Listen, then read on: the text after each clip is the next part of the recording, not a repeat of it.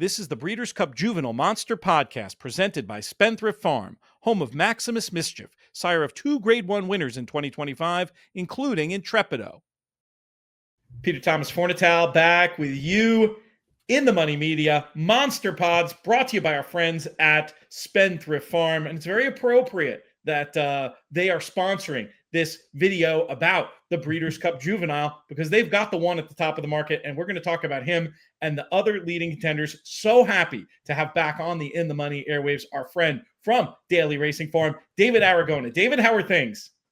Doing pretty good. Busy couple of weeks ahead of the Breeders' Cup, but a lot of racing to look forward to at the end of this month.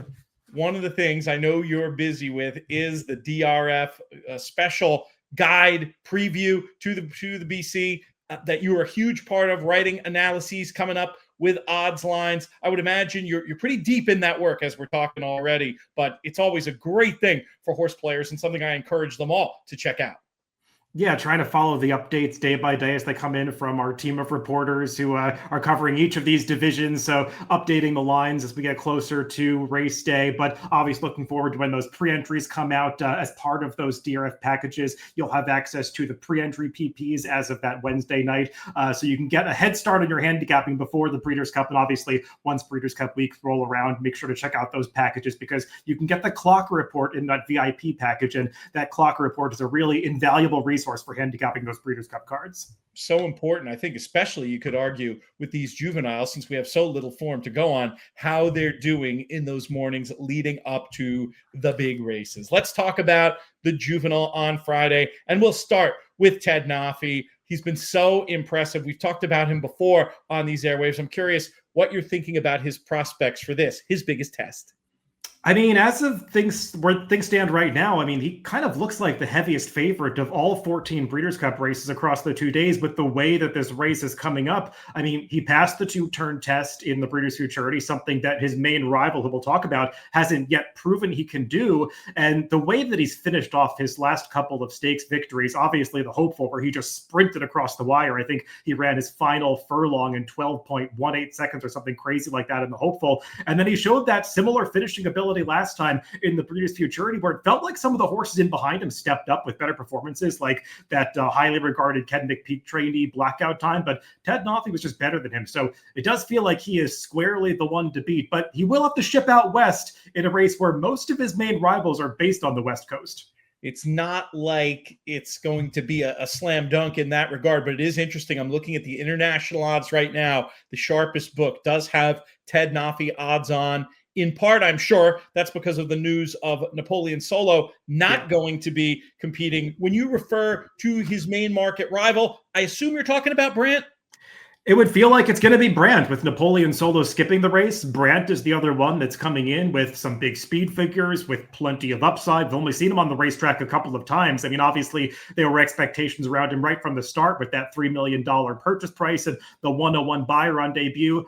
I was left a little bit underwhelmed by his victory in the Del Mar Futurity. It was a little more workmanlike than that dazzling debut performance.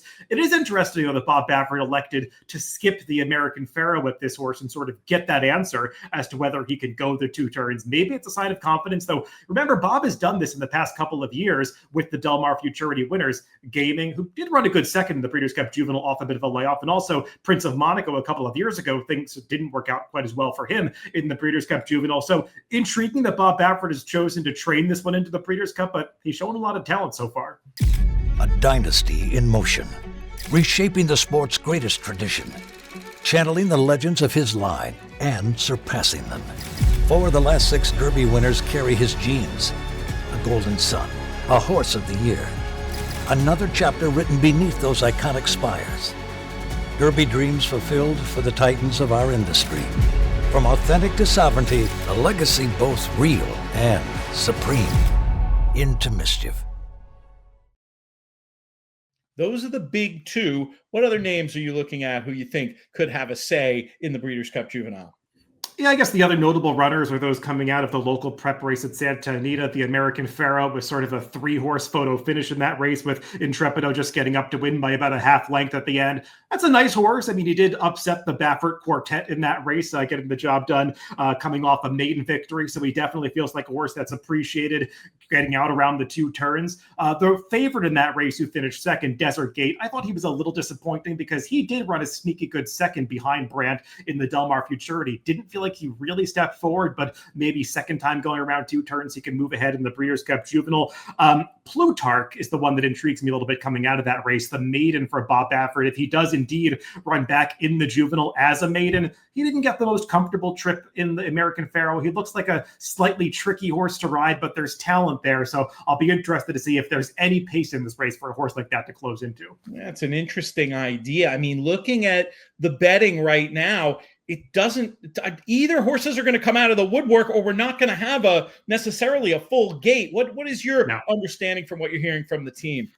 Yeah, in addition to Ted Nafi maybe being the biggest favorite of the 2 days, this might be the smallest field because it seems like a lot of the contenders from New York are not going to ship out there. I know Ken McPeak has a couple of possible prospects, Blackout Time, who was second in the Breeders' Futurity, Universe, who was third in the Champagne. It sounds like both of those are on the fence. I think Talkin' for Danny Gargan, who was coming out of the Champagne, also on the fence. So some things to be ironed out as to who's actually going out to Southern California for this race, but definitely feels like those top 2, regardless of who comes, will be the top 2 choices in the betting. I wonder if any international connections are getting ideas. I mean, we saw last year a big run from a foreign-based juvenile in the race, seeing maybe not the fullest of fields, maybe the opportunity to prove the value on dirt. Have you heard any whispers about anybody potentially making a move from overseas to try a test like this? No, I've really heard nothing. I mean, maybe we'll see if one of the European contenders for a race like the Juvenile Turf doesn't get in that race. They'll decide, well, I can get into the Juvenile. Let's just experiment with dirt. But no, I've heard nothing like that. It doesn't seem like Japan is sending over as many 2-year-olds this year. There's only one being talked about for any of the juvenile races. I think that's a possible runner of the Juvenile Fillies Turf. So probably not. And it's likely to be a small field in this Juvenile.